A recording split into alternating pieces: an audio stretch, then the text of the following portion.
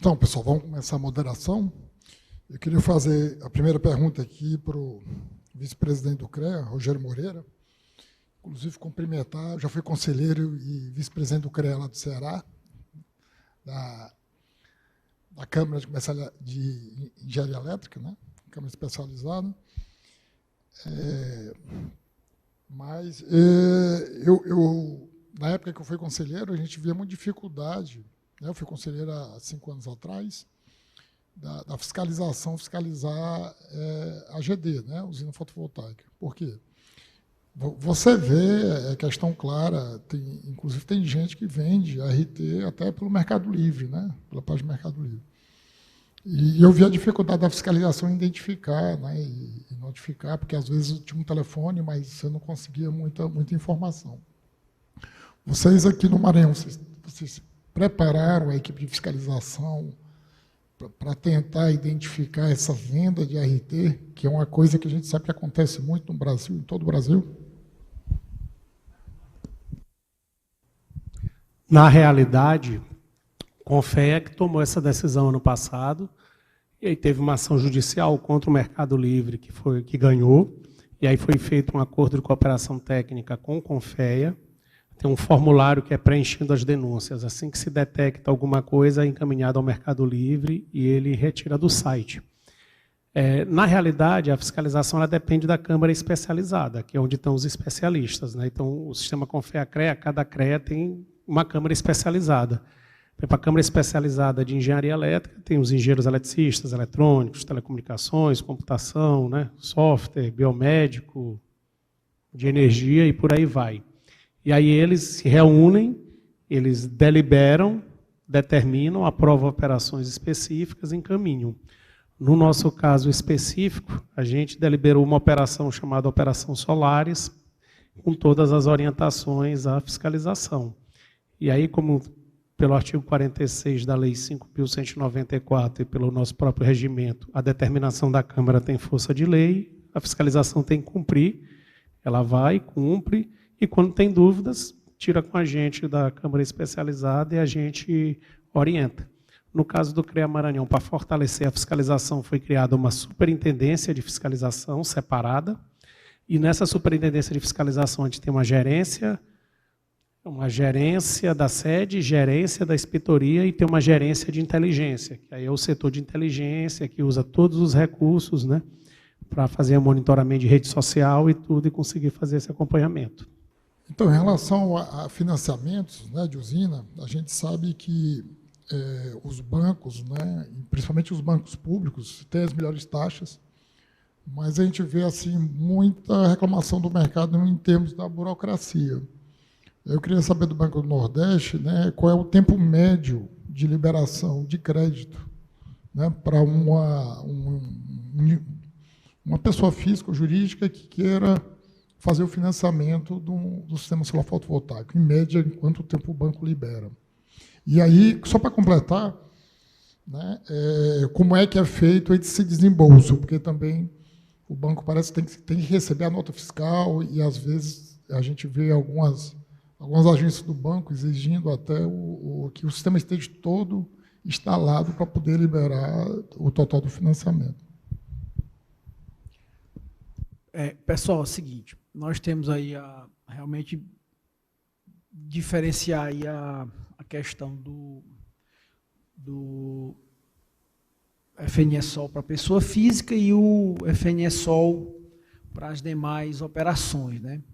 Para a pessoa física, nós temos aí a plataforma de crédito especializada, que é a PCE, e eu não falei aqui, mas nós temos lá dentro do site do banco, lá tem uma plataforma de crédito especializada, lá você preenche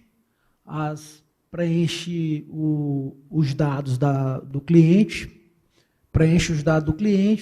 e junta a documentação que tem um checklist lá, e aquilo ali ele chega para o gerente lá na ponta, né? Ele vai dizer onde é a agência, tudo chega lá para o gerente, e aí a gente lá, aquela própria preenchimento, ele gera uma proposta que já o gerente ele só faz uma análise lá simples da documentação, se está tudo ok e tudo. E aí ele faz o deferimento e a contratação, certo? Isso sai para sair, se você colocar a documentação toda ok, dentro de 5 dias o contrato sair, certo? Tem aí a questão da plataforma de crédito especializada para a parte do FNSOL pessoa física. A questão do desembolso, ele é praticamente idêntico para os dois. Nós fazemos desembolso de 85%, né, mediante a apresentação da nota fiscal e a apresentação a apresentação do parecer de acesso, né? Aí o restante realmente só depois que for instalado e tiver ligado e também com aquele comunicado já de que foi ligado e que está ok, aí a gente faz o desembolso do restante, certo? As operações para pessoa jurídica, produtor rural, essa questão toda, nós criamos uma central de análise específica para o FNSOL, isso para atender o Nordeste inteiro. Então, nós especializamos aí algumas pessoas para poder fazer, mas isso demora aí lá 15 dias para ser analisado, certo? Você coloca na mesa lá do gerente de negócio, ele abre uma operação para poder ser analisada, estando a documentação toda ok, né, ela demora. Mas isso aí, agora, demora algumas vezes porque a questão de garantia, às vezes, por exemplo, se tem garantia hipotecária, aí nós temos que fazer a análise do imóvel que vai ser hipotecado, e aí requer algumas outras questões, né?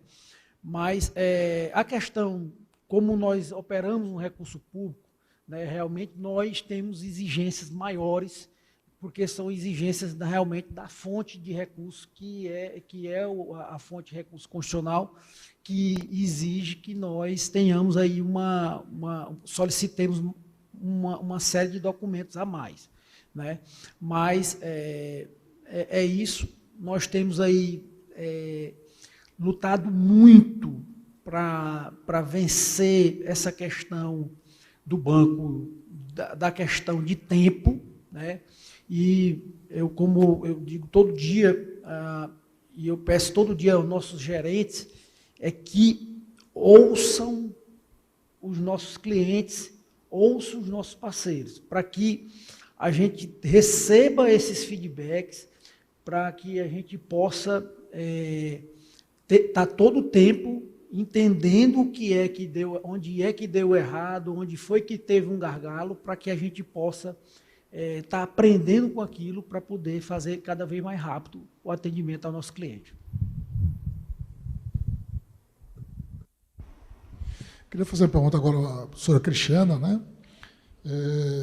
Se a Universidade Federal do Piauí, através do seu departamento, né, alguma vez usou o recurso dos programas de eficiência energética das distribuidoras, né, em projetos de eficiência energética da universidade, ou se tem algum outro projeto que usou outra fonte que a gente pudesse conhecer. Assim, a Universidade Federal ela já tem algumas parcerias relacionadas a essa questão das ações de eficiência energética lá.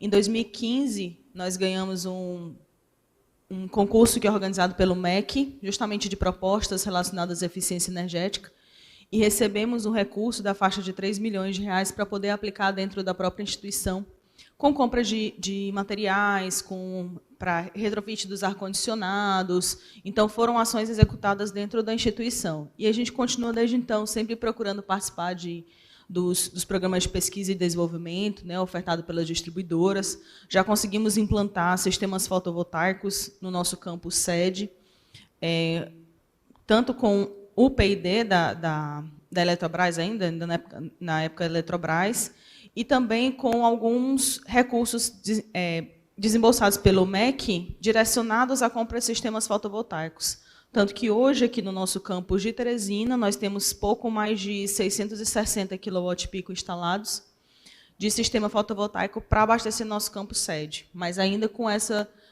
necessidade de expansão, né, que é o que nós estamos buscando agora, para poder implantar mais sistemas fotovoltaicos, para atender os 4 campos, os 4 campi da UFP, que é Teresina, Bom Jesus, Picos e Floriano.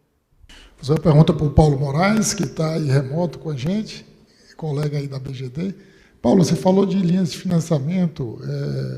A BGD aí, local do Rio Grande do Norte, faz algum acompanhamento de quais linhas de crédito estão sendo mais demandadas, sim, bancos públicos e privados, e em termos de taxa, qual seria assim, a linha de crédito, né, que é mais vantajosa para o integrador? O que eu vejo, na realidade, o que eu vejo que se tem para conseguir linhas de crédito, o superintendente do banco foi muito feliz na hora que falou, é que esse dinheiro que vem com esses juros menores é um dinheiro que, digamos assim, ele é bem mais burocrático para sair, até porque ele é um dinheiro subsidiado, né? E, de antemão, quando você passa para uma cooperativa, a cooperativa é aquela coisa que é o risco de todos os sócios, então ela corre um risco maior, até porque ela está mais, digamos, mais perto do cliente. Quanto aos bancos privados, as taxas são, eles sempre, a gente teve esse aumento aí de Selic, que realmente, quando se começa, a gente for olhar a Selic no ano passado, em junho, ou no ano passado, em abril, era 2%, 3%. Então, a gente tem uma diferença muito grande de juros quanto a isso. Eu até entendo que o spread do banco tem que existir. Então, quando a gente fala hoje, realmente, se você quiser uma maior agilidade, você tem que ir para as cooperativas. Se o sistema for menor do que 100 kW, se o sistema for menor do que for até R$100 mil de custo, não há, sem sombra de dúvidas, o melhor, que esse sistema de 100 kW vale salientar que se referem a mais de 70% dos sistemas que tem no Brasil, tá?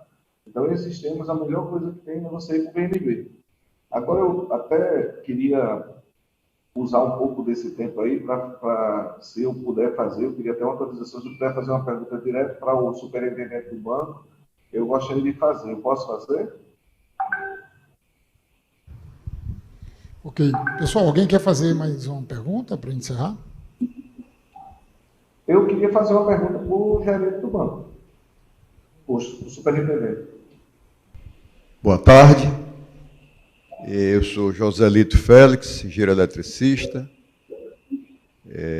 professor do IFP com título de mestrado e ex-conselheiro do CREA Piauí, atualmente presidente da Associação Brasileira de Engenheiro Eletricista, Seção Piauí.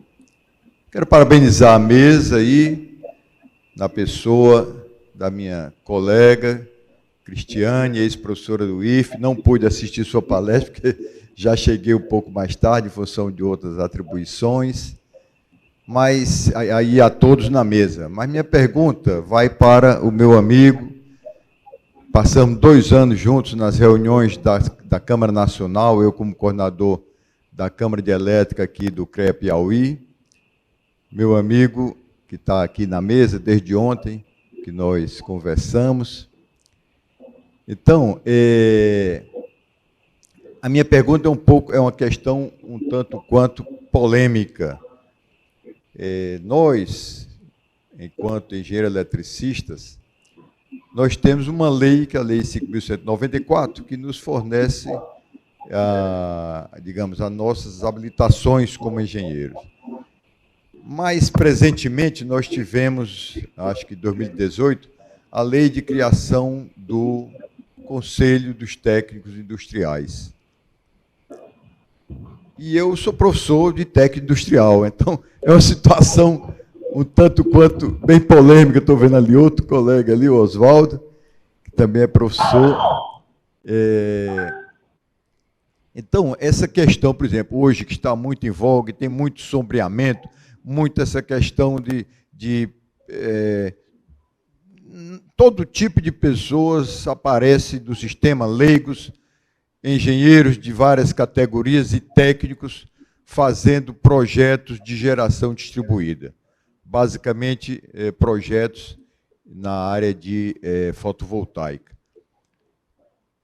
Como é que fica essa questão assim? Como é que está sendo discutido a nível? Eu sei que tem um grupo supra-conselhos, né, que deve estar trabalhando isso aí, mas a lei, quando foi criada, entrou em choque com a lei dos técnicos, entrou em choque com relação à lei anterior, quando os técnicos eram do nosso sistema. Não houve nenhum investimento ou mudança dos PPCs dos níveis técnicos para que esses técnicos tivessem habilitação para isso. Mas deram um poder, assim, no meu entender, exagerado, que o próprio técnico não se arvora nesse direito de projetar. Eu estou falando mais a parte de projeto. Não estou falando manutenção, instalação, essas coisas. Estou falando de projeto na área de geração, seja qual for o tipo de energia elétrica que eu estou colocando. Eu queria que o nosso colega falasse um pouco sobre essa questão, como é que está isso a nível de CREA Maranhão, como é que está a nível de CONFEA, falasse um pouco sobre essa questão. Muito obrigado. Boa tarde, meu amigo decano, né? A gente está aqui cercado até com uma professora do lado. Eu também sou professor universitário da Universidade Estadual. Essa pergunta, para mim, na realidade, a lei não entra em conflito, tá? A lei não entra em conflito e a lei tem previsão legal de quando ocorre sombreamento, que é a resolução conjunta dos dois conselhos, tá? O que as pessoas têm que entender que o que habilita, que a pessoa é habilitada através da qualificação. Traduzindo, estudo. Se você estudou, você faz uma atividade, entendeu? Então, não se baixa a atribuição por decreto, né? E o Conselho Federal de Engenharia, entendendo que a resolução 074, que é essa que você está falando do CFT, tinha algumas atribuições, entrou com ações judiciais nessas situações. Já existe previsão de ordem legal, o próprio decreto 99222 de 1985, ele abre 3 exceções de projetos para técnicos industriais, que é o projeto para o técnico em edificações, que é limitado até 80 metros quadrados, desde que não envolva estrutura e não seja um conjunto residencial. O técnico em eletrotécnica, para instalações elétricas, né, até 800 kVA. E o técnico de agrimensura, né, a parte de topografia. O que acontece é que as pessoas têm que entender que fotovoltaica é geração distribuída, tem uma definição muito bem colocada. Subestação é o conjunto de equipamentos, instalações elétricas e obras civis, ou seja, tanto geração distribuída como qualquer tipo de geração, transmissão e distribuição, a própria subestação, que é um equipamento do sistema elétrico de potência, não envolvem apenas instalação elétrica. Então, isso é uma questão, como é que se diz, de senso. Eu vejo como desvio até de finalidade, não vou querer entrar nesse tópico aqui. Do sistema CONFEA-CREA é o seguinte, nós seguimos o que está na lei e vamos seguir dentro do que está regulamentado e dentro do que está na lei e na legislação, entendeu? A nossa missão é muito clara, é garantir a proteção e segurança da sociedade. Você que agora está do lado da Associação Brasileira de Engenharia Eletricista já tem uma outra missão, né, que é trabalhar a valorização do profissional. Então, a gente vê que alguns conselhos estão perdidos, né, na sua função. Uma autarquia federal não tem essa função de buscar mercado de trabalho ou espaço para profissional. Ela tem trabalho de fiscalizar o exercício profissional e garantir a segurança da sociedade. Ok, eu abri para o Paulo Moraes. Eu queria somente fazer uma pergunta e um agradecimento ao superintendente do banco, né? Mas, assim, o que eu fico muito... o maior problema que eu vejo no banco hoje... Aliás, são 2 problemas que eu vejo no BNB hoje. Uma a exigência do número de série dos módulos, que é realmente uma coisa que eu lutei muito aqui já com o Tiago, com o pessoal lá de Fortaleza, para ver se consegue tirar, mas eu acho que é praticamente impossível isso, queria até a opinião dele. E a padronização do pessoal que faz análise no banco. Porque os gerentes, o engajamento deles é enorme para esse tipo de financiamento. Só que, quando chega nas padronizações do banco, são, assim, complicadíssimas, né? E a outra coisa que eu queria falar, que foi dado um dado aí, que 5 bi o banco financiou no Piauí. 3 bi foi para infraestrutura. 1,1 bi foi para solar. O problema é que, quando a gente fala em solar, era bom se dividir o que era geração centralizada e o que é geração distribuída, porque essa diferença é muito grande. Um projeto de geração centralizada é uma coisa infinitamente mais cara do que um projeto de geração distribuída, né? Então, eram essas perguntas e já vou me despedindo, porque eu sei que o tempo aí é curto. Muito obrigado. Assim, a questão lá da aplicação, né? Nós aplicamos realmente aqui no estado do Piauí, ano passado, 5 bi. A perspectiva para 2022 é que cheguemos a pelo menos 6 bilhões, certo? Não sei se eu me fiz entender direito, mas desses 5 bi, 1,1 foi realmente para infraestrutura, né? Para a parte de infraestrutura, que é a parte de geração muito concentrada na mão de grandes redes, né? Mas aplicamos também geração distribuída, FNE Sol. Nós fizemos muito mais do que 150 milhões de reais no ano passado aqui no estado do Piauí de geração distribuída, certo?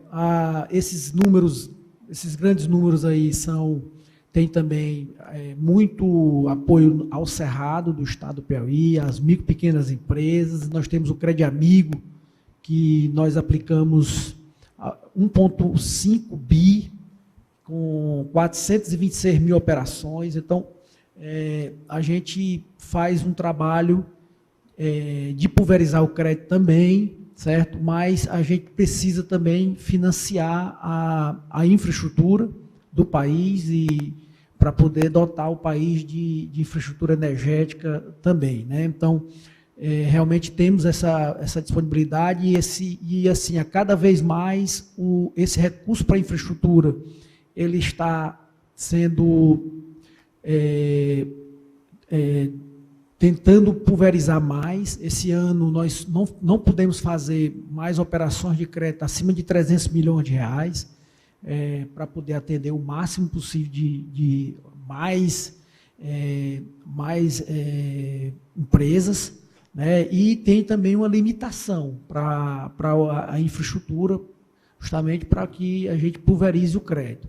A questão realmente da padronização, isso é uma coisa que pega muito para nós que somos negociadores das operações de crédito, nós que temos aí, que estamos frente a frente com o nosso cliente, e aí a gente fica um pouco amarrada dentro dos padrões do banco para a questão de ser no máximo 80%, no mínimo 80% da parcela que tem lá de economia de energia. Isso são os padrões que o banco coloca e que a gente, cada dia que passa, a gente ouve esses feedbacks e leva esse feedback para o pessoal da análise, para que a gente possa construir uma forma de padronizar mais, que seja mais factível e que seja também mais fácil de atender o nosso público que nos procura. Ok, então nós estamos encerrando o debate, né, e prosseguimos com as demais palestras. Queria agradecer aos palestrantes, parabéns pelas palestras.